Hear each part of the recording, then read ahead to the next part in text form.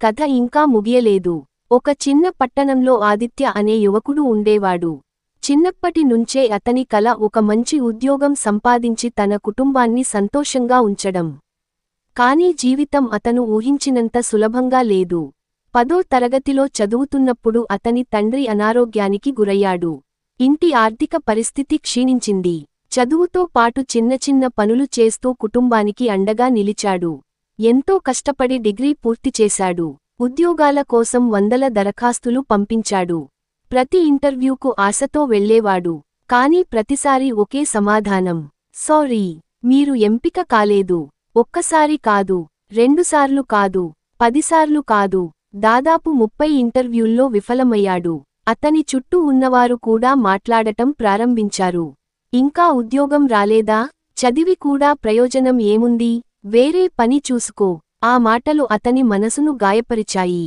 ఒక రాత్రి ఇంటి పైకప్పుపై ఒంటరిగా కూర్చుని ఆకాశాన్ని చూస్తూ తనలో తాను అనుకున్నాడు, బహుశా నా కథ ఇక్కడితో ముగిసిపోయిందేమో. అప్పుడే అతని అమ్మ నెమ్మదిగా అతని దగ్గరకు వచ్చింది. ఆమె అతని భుజంపై చేయి వేసి ఒక్క మాట మాత్రమే చెప్పింది, పుస్తకంలో ఒక పేజీ చినిగిందని. మొత్తం కథ ముగిసిపోదు కదా బాబూ. ఆ మాట ఆదిత్య జీవితాన్ని మార్చేసింది. మరుసటి రోజు నుంచి అతను మళ్లీ ప్రయత్నించడం ప్రారంభించాడు. తనకు తెలియని నైపుణ్యాలు నేర్చుకున్నాడు. ఇంగ్లీష్ మెరుగుపర్చుకున్నాడు. కొత్త కోర్సులు చేశాడు. ఇంటర్వ్యూల్లో చేసిన తప్పులను సరిదిద్దుకున్నాడు. ప్రతి ఓటమిని ఒక పాఠంగా తీసుకున్నాడు. కొన్ని నెలల తర్వాత ఒక పెద్ద కంపెనీ నుంచి కాల్ వచ్చింది. ఇంటర్వ్యూకు వెళ్లాడు. ఈసారి అతను భయంతో కాదు, ఆత్మవిశ్వాసంతో మాట్లాడాడు. కొన్ని రోజుల తర్వాత వచ్చిన మెయిల్లో ఒకే వాక్యం ఉంది, కంగ్రాచ్యులేషన్స్, యూ ఆర్ సెలెక్టెడ్. ఆ రోజు అతని కళ్లలో ఆనందబాష్పాలు కనిపించాయి.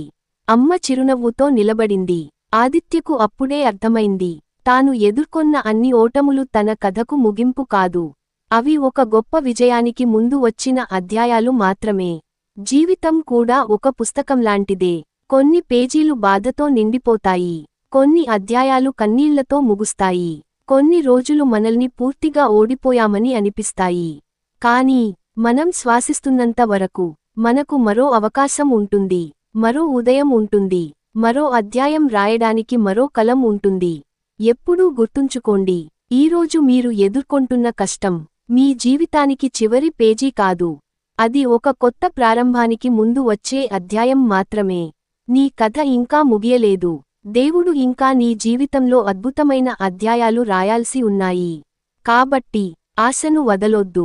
ఎందుకంటే నీ జీవితంలో అత్యుత్తమ భాగం ఇంకా ముందే ఉంది.